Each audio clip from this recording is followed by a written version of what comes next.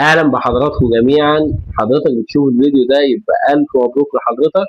حضرتك نجحت في الفيرست انترفيو وتصعدت للسكند انترفيو مع اللاين مانجر، ونجحت في السكند انترفيو وتصعدت للثيرد انترفيو مع الاتش ار.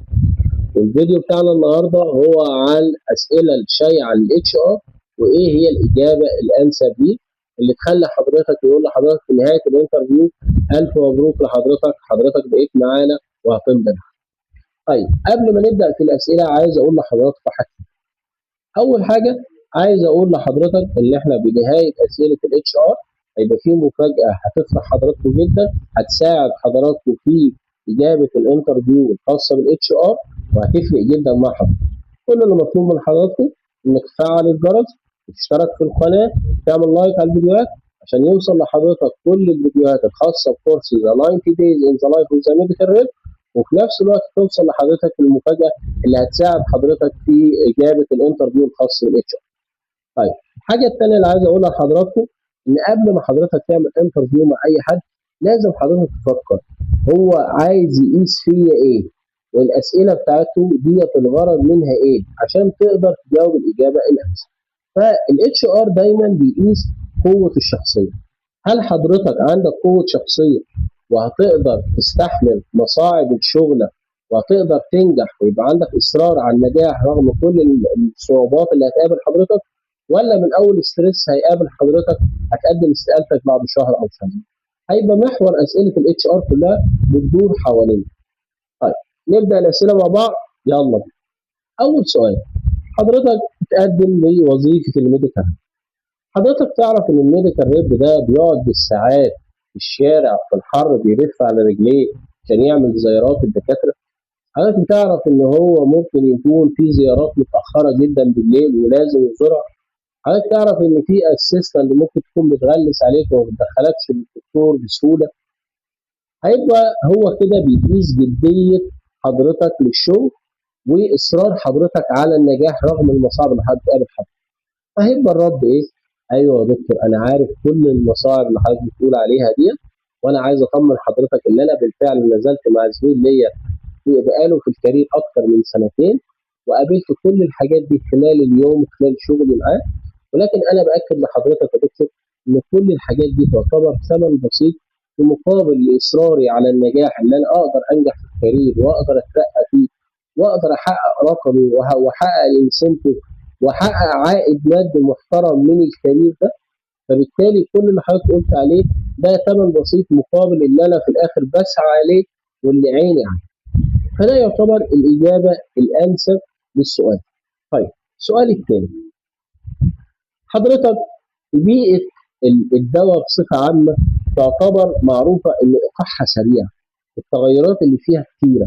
فانا ممكن انت حضرتك بتشتغل على برودكت معين في لاين معين، ممكن في اي وقت اقول لحضرتك على فكره انت اتنقلت اللاين كذا اللي هو برودكت مختلف على حضرتك. ممكن تكون حضرتك عامل بلان للاسبوع، تفوجئ ان مديرك اتصل بيك يقول لك فلان خلي بكره بلد كذا بدل بلد كذا لان في تاسك معينه لازم تعملها. او يا فلان انت بقى في برودكت جديد لونش في الشركه هتبقى انت مسؤول عنه وهتزود التارجت بتاعك بنسبه كذا. هتعمل ايه في مقابل للتغييرات الكتيره اللي ممكن تقابلك خلال شغلك؟ هو كده بيقيس الفلكسبيليتي. هل انت شخص مرن وعندك استعداد لاي تغييرات وتقدر تتاقلم معاها، ولا هتبقى عندك مشكله؟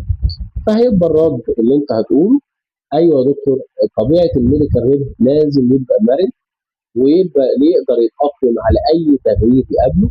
وطبيعي يا دكتور ان ممكن يكون مديري يكلمني ويقول لي غير البلان من مكان كذا لمكان كذا لان هو شايف هو ده الانسب، او في تاسك معينه محتاجه ان احنا نعملوها بكره. فده طبعا ما فيهوش مشكله ويجب استجيب ان انا لطلب المدير واعمله ما دام في مصلحه الشغل. بجانب يا دكتور ان لو مثلا قالوا لي ان انت هتتغير او هتتنقل من لاين معين للاين تاني برودكت مختلفه، لازم استجيب لحاجه زي كده ولازم اثبت نجاحي لان الناجح يا دكتور بينجح في اي مكان. فمعنى ان انا قدرت انجح في اللاين بتاعي في البرودكت بتاعتي وبالتالي اقدر انجح في اي لاين في اي برودكت. الحاجه الثالثه فكره اللي انا هيقولوا لي مثلا في لونش معاك جديد المفروض هتبقى مسؤول عنه وهيزود التارجت، ده المفروض حاجه تفرحني. معنى ان في لونش يعني الشركه البرودكت بتاعتها بتزيد، الشركه بتكبر، في حاجه ايجابيه المفروض تفرحني، ولازم اثبت نجاحي في اللونش واقدر ابيع منه في اقل وقت عدد كبير عشان يثبت نجاحي، ويبقى اي نجاح دي يعتبر يتنسب لي، لان ده اول حد يشتغل على البرودكت ده هيكون انا هو. فده هيبقى الرد الانسب في حته التاقلم مع التغييرات، واللي انا يبقى انا ما عنديش اي مشكله في حاجه زي كده. طيب السؤال الثاني، لو حضرتك دخلت الدكتور كلاس A ولقيت من بعيد كده وانت واقف على الباب ان الاسيستنت واقفه ومتضايقه جدا وبتزعق بصوت عالي، وزمايلك الميديكال ريب حواليها، وبتقول لهم مفيش حد داخل للدكتور، الدكتور راجع من مؤتمر وما عندوش استعداد يقابل حد، ومفيش حد هيقابل الدكتور النهارده.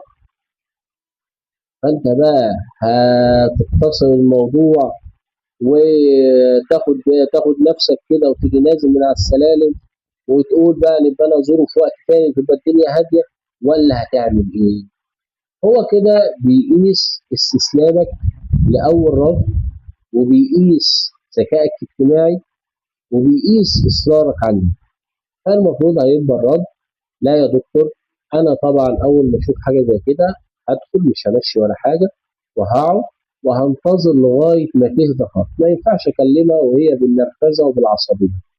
بعد ما تهدى خالص سواء زمايلي نزلوا او قعدوا اكلمها، انا مقدر جدا عصبيه حضرتك، وربنا يكون في عون حضرتك، انا شايف الزحمه بتاعت البيشنت، وانك كمان تقدري تنظمي دخولنا مع الزحمه بتاعت البيشنت، دي حاجه صعبه جدا، فربنا يكون في عونك.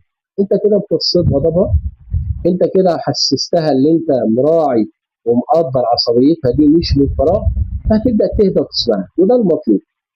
بس يا استاذه او يا استاذ، المشكله ان انا الشركه مأكده عليا عشان الدكتور ده زي ما حضرتك عارفه مهم، ان انا لازم ازوره الاسبوع. فانا هستاذن حضرتك ان حضرتك تنصحني، هل انا لو قعدت ساعه ساعتين مفيش مشكله، الوقت المناسب اللي حضرتك تدخليني، ولا اجي في اخر العياده لو هي مثلا انت رايح الساعه 2 تيجي لها الساعه 7 مثلا، فحضرتك قولي لي اجي الساعه كام بحيث يبقى خلاص اخر العياده والزحمه دي قلت واقدر ازور. قالت لك وقدرت كلامك، قالت لك اقعد معايا شويه تعالى لي اخر اليوم، تمام، يبقى انت كده قدرت تزوره في نفس اليوم. طيب قالت لك لا لا لا لا النهارده صعب وانت شايف الزحمه، معلش يا دكتور يوم تاني. تمام، ما تسيبش بقى يوم تاني دي، لازم تاكد اليوم. خلاص من عينيا، انا تحت امرك ومفيش مشكله، ربنا يكون في عونك، بس هستاذنك اليوم الثاني ده ممكن يبقى يوم كذا، تقول لها اسم يوم الثلاث مثلا لو انت يوم الاحد. هتقول لك ماشي تمام خلاص، حضرتك اتفضلي اجي الساعه كام؟ الساعه زي دلوقتي الساعه 2 برضه؟ هتقول لك لا تعالى على الساعه 4. هي كده لما انت هتروح لها يوم الثلاث اللي هي حددته الساعه 4 اللي هي حددت، لازم تدخل، حتى لو صدفت ان اليوم ده برضه زحمه هي هتتحرك.